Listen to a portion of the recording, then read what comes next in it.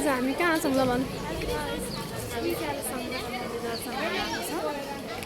अनि भर्खरै आयौँ कति बज्यो ठ्याक्क 9:33 भयो अहिले चाहिँ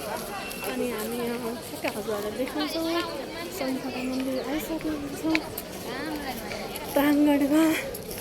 धेरै पछि हामी आउने भन्दा आज चाहिँ जुराएर आयौँ है मन्दिर हिँड्नको लागि पनि जुर्नै पर्ने रहेछ क्या कति अगाडिदेखि हाम्रो प्लान थियो होइन हाम्रो प्लान यति अगाडिदेखि हो तर 6 महिनामा आज बल्ल पुरा भयो कि यहीँ नजिकै बस्छौँ र पनि यति भयो होइन के गर्नुपर्ने होला यहाँ पर्ने अनि म चाहिँ लाइन पनि बसिसकेको छु लाइन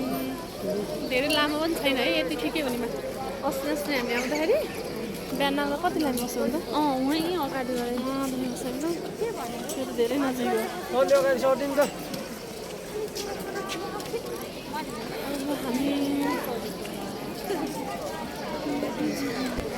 परेवा बुझ्दैछ होइन सरसर हावा अनि अहिले मौसम पनि ठिक छ क्या आज कति गते असोजको 4 गते भइसक्यो होइन त्यो अहिले गएर लिएर आउँछ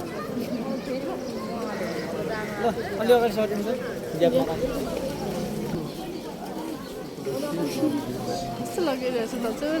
रमाइलो भइरहेछ भाइरल हुने भयो रे त